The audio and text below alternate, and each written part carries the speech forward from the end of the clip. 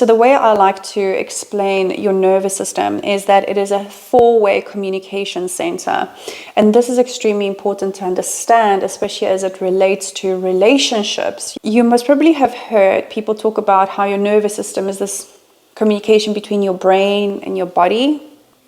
And now everybody's talking about the bottom-up approach, which is basically how the body and the sensations of the body are talking up with the brain. But what people don't really talk about is how the environment is communicating with our body. And the most simple way to explain this is because you know that you need to put on a jacket when it's cold outside, or take off a jacket when it's hot, or when you walk into a room, you feel a vibe.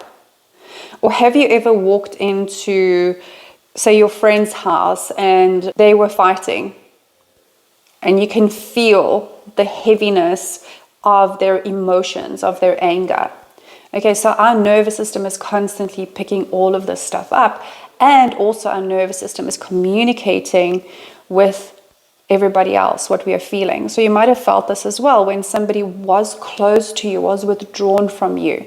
You can sometimes feel the distance, right? Especially if you're very connected to your body.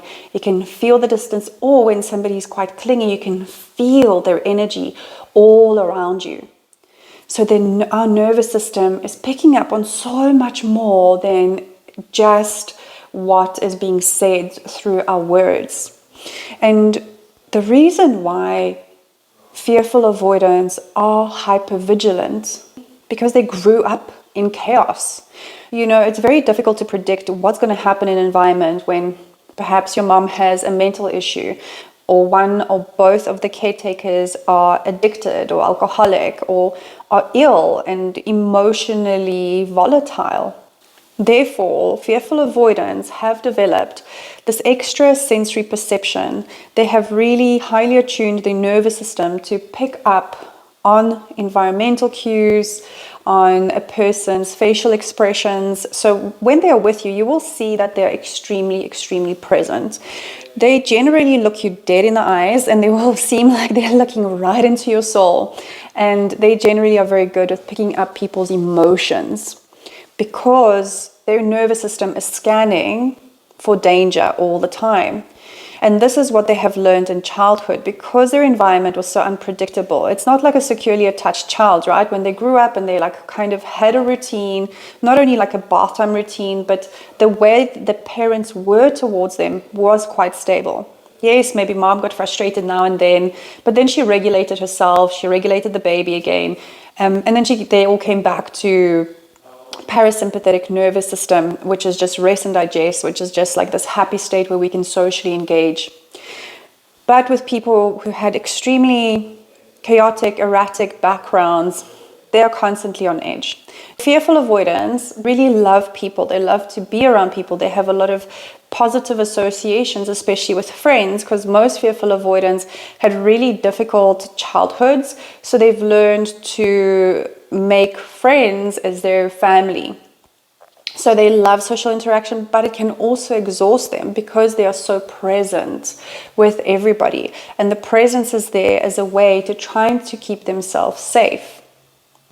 They are constantly scanning their environment. This is where we can encounter things like disruptions with our concentration, because if your brain is constantly scanning outside and processing so much information of what's going on outside, it's not really going to focus on what you're trying to learn and absorb from written material. So a lot of fearful avoidants have some kind of concentration and focus issues.